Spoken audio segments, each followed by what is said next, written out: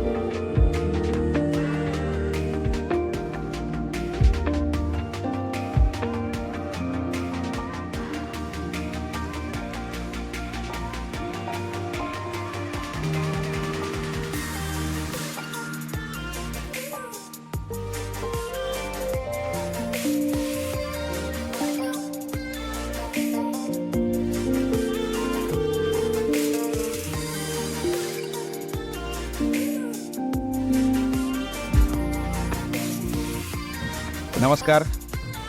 यावर्षीपासून आम्ही पंचकेदार यात्रा सुरू केली आहे. पंचकेदारमधला पहिला आहे केदारनाथ. तर त्याची सुरुवात करण्यासाठी आम्ही आज इथे गुप्तकाशीला आलेलो आहेत.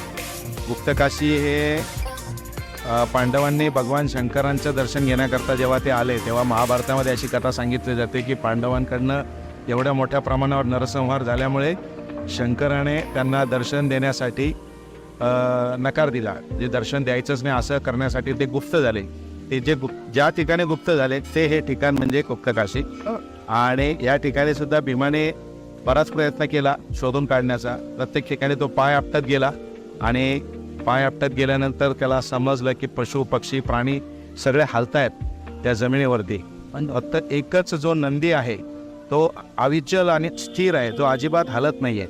त्याच्या लक्षात आलं की हेच भगवान शंकर आहेत. आणि त्याने तिथे त्यांची पाठ पकडण्याचा प्रयत्न केला की जिथे त्याला खांदा असतो बैलाचा, तो खांदा पकडण्याचा प्रयत्न केला आणि त्या ठिकाणी त्याने ते धरून ठेवलं.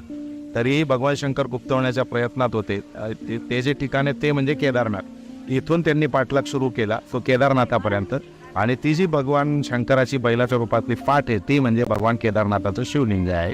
तर अशा गुप्तकाशीला आम्ही आलेलो आहोत. गुप्तकाशीमध्ये इथे समोर मणिकर्णिका कुंड आहे.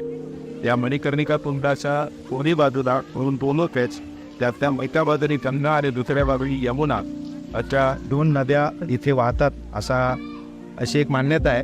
इथे आंघोळ करून किंवा निदान हातपाय धुवून काशी विश्वनाथाचं दर्शन घेऊन नंतरच पुढे केदारनाथाच्या दर्शनाला जावं असा प्रघात आहे. त्यानुसार आम्ही आज हरिद्वारून निघून गुप्तकाशीला पोचलो आहे आणि गुप्तकाशीहून आता आम्ही केदारनाथकडे प्रयाण करतोय. तर माझ्याबरोबर सगळ्यांनी म्हणा कैलास राणा शिवचंद्र मौळी फणेंद्र माता मुक्तीदारी कारण्य सिंधू भवदुःखहारी तुझवे नमः पार्वती पते हर हर हर महादेव शंभो हर हर कैलास बम बम भोले बम बम भोले.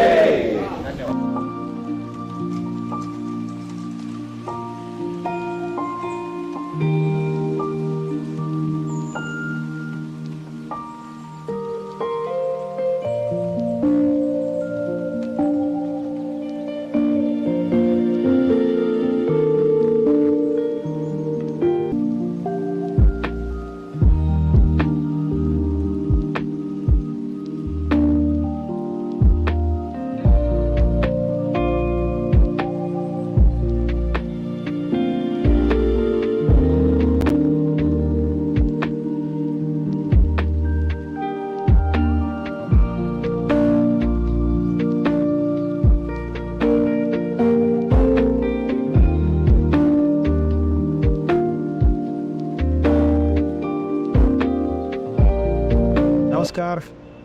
आता आपण सोनप्रयागला आलेलो आहोत. आम्ही काल रात्री पाट्याच्या पुढे थोडंसं एक 10 किलोमीटर पुढे एका हॉटेलवरती थांबलो होतो आणि आता सोनप्रयागहून गौरीकुंडपर्यंत जीपने चाललो आहे. तिथून केदारनाथची यात्रा सुरू होणार आहे. इथे रजिस्ट्रेशन झालेलं आहे, प्रत्येकाचे रजिस्ट्रेशन चेक झालेले आहेत आणि आता आपण गौरीकुंडकडे निघतो आहे. धन्यवाद.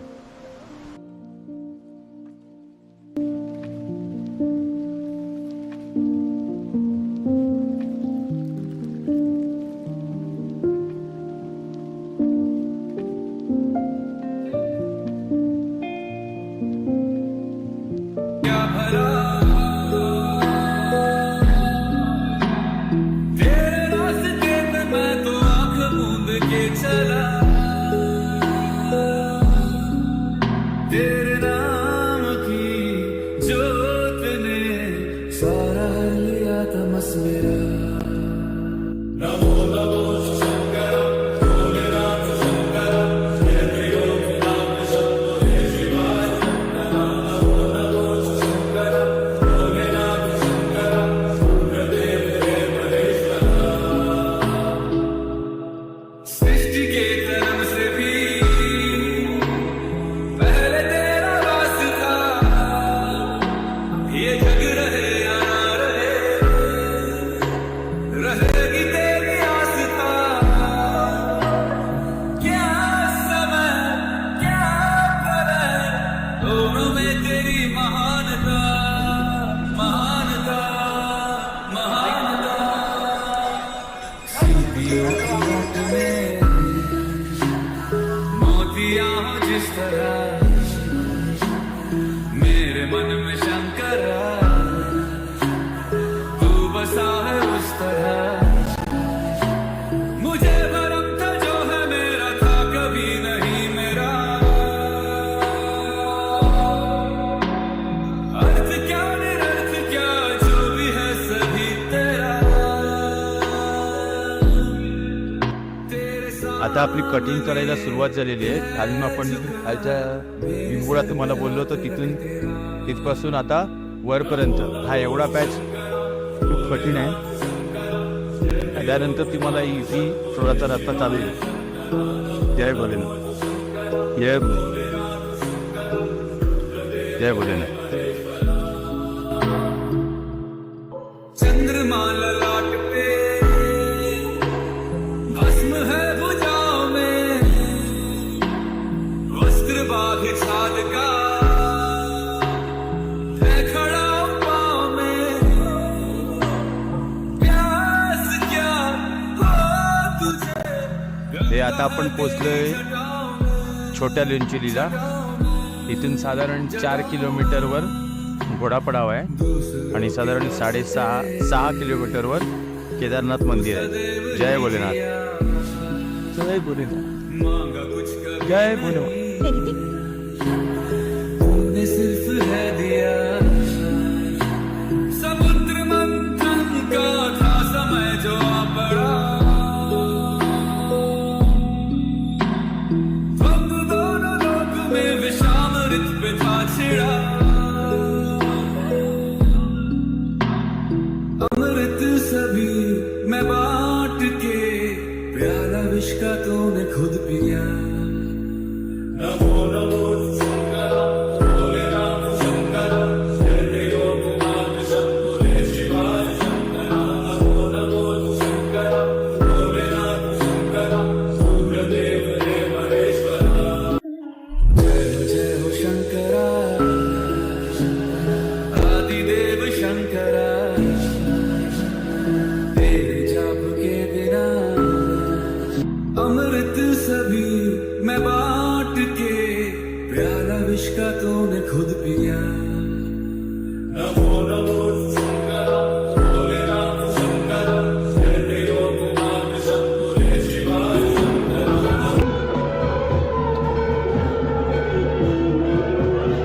भाई भाई सुरेश भाई इकडनं घ्या बर्फावरून बर्फाचं लोक येणार नाही लवकर. आम्हाला इकडचं मागचं या, इकडे या, लवकर मागे लोक या. बर्फाच्या लोकांना मागे थोडं असं करा.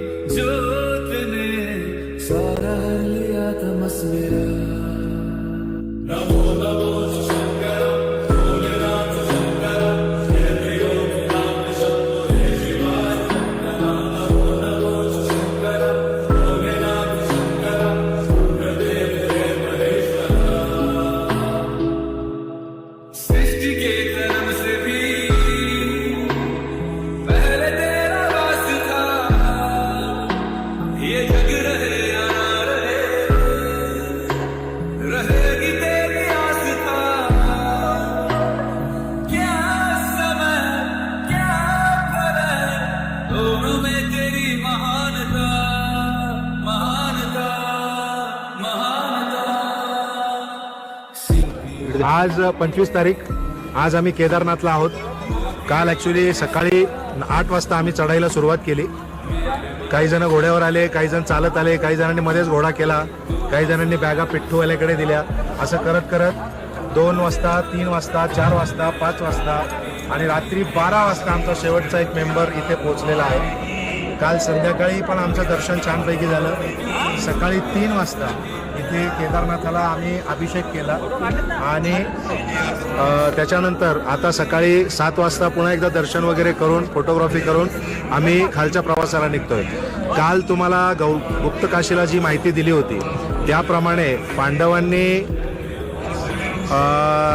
शंकराचं दर्शन घेण्याकरता इकडे ते आले, परंतु त्यांनी केलेला नरसंहार महाभारताच्या युद्धामधला, त्यामुळे व्यथित होऊन शंकराने त्यांना दर्शन देण्यास नकार दिला, म्हणून ते गुप्त झाले. ते गुप्त झाले होते ती गुप्त काशीला, त्याबद्दलची माहिती तुम्हाला मागच्या व्हिडिओत दिलेलीच आहे. परंतु इथे सगळे पशु पक्षी प्राणी आहेत, तर भीमाकडे जेवढी ताकद होती की तो धरतीवरती जोरजोरात पाय आपटायला लागला आणि त्यामुळे सगळे पशु पक्षी प्राणी हलायला लागले. फक्त एकच बैल असा होता जो अजिबात हलत नव्हता. त्याच्यावरनं त्याला कळालंय की हेच भगवान भोलेनाथ शिवजी आहेत जे आपल्यापासून लपून बसलेले आहेत, आणि त्याने पटकन जाऊन त्या बैलाचा खांदा असा वरती पकडला.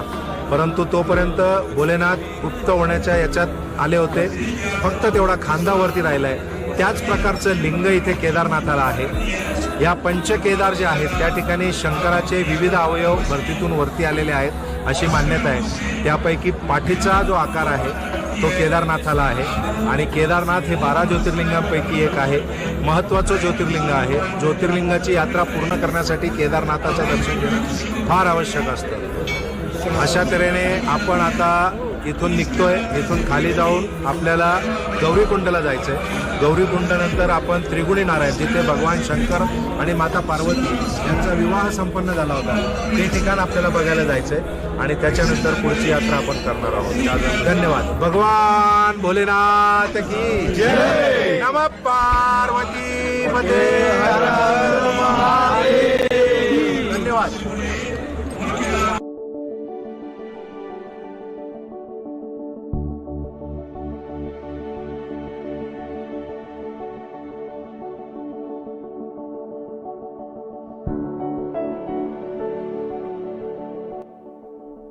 आज आपण आता केदारनाथ मंदिराकडे आलेलो आणि आपण जर पाहिलं मंदिराची मागे ही भीमशिला आहे. 2013 साली एक मोठा जलप्रलय झाला होता आणि चोलाबरी झील जी आहे, आपण जर पाठी पाहाल तरी विहीर आहे, त्या झीलमध्ये ते जलप्रलय जलप्रलयाचं पाणी जे आहे ते वाहून आलं होतं. त्या पाण्यासोबत ही भीमशिला जी आहे ती वाहून आली होती आणि ती बरोबर या मंदिराच्या गाभाऱ्याच्या पाठीमागे वाहून आली होती. आणि ज्यामुळे झालं काय की जो पाण्याचा मोठा जलप्रलय आला तो ह्या भीमशिलेला आडून मंदिराच्या दोन्ही बाजूने वाहून गेला आणि त्यामुळे आपलं जे केदारनाथ मंदिर आहे हे सुरक्षित राहिलेलं आहे. आणि बरोबर 2013 नंतर आज 2023 मध्ये आपण इथे दर्शनासाठी आलेलो आहोत. आपण देवाचा पराक्रम आपण पाहिलेला आहे. जय बोले. जय बोले. जय बोले. जय बोले. जय बोले.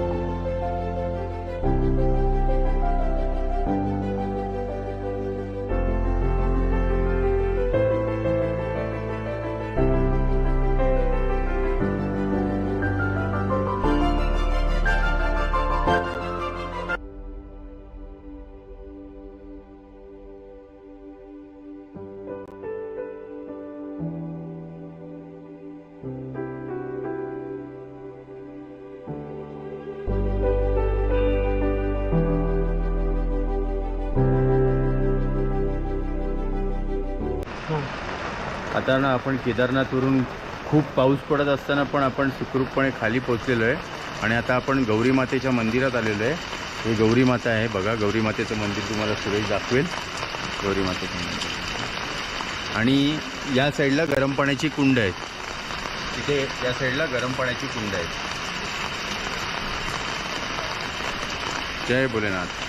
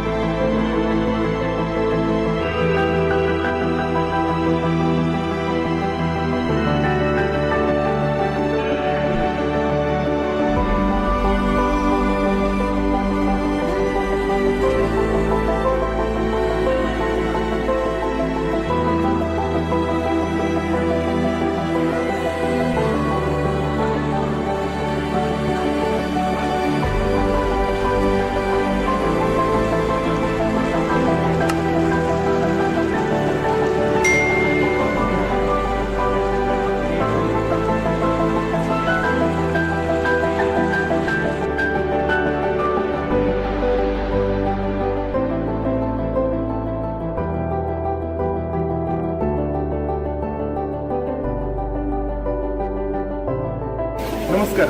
आता आम्ही केदारनाथ मंदिरातून दर्शन घेऊन आलेलो आहोत आणि आता आम्ही आलो त्रियोगी नारायण मंदिरामध्ये. हे जे मंदिर आहे याची रचना आपण जर पाहाल तर ती रचना सुद्धा केदारनाथ मंदिरासारखी आहे. आणि हे जे मंदिर आहे हे विष्णूला समर्पित आहे.